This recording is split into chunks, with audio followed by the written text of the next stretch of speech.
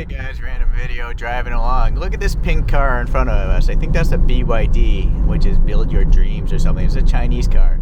Look at the suspension on this brand new car. Look how it's bobbing up and down. But if you look at this old Honda or that Toyota Altis pink taxi, it's not bobbing up and down.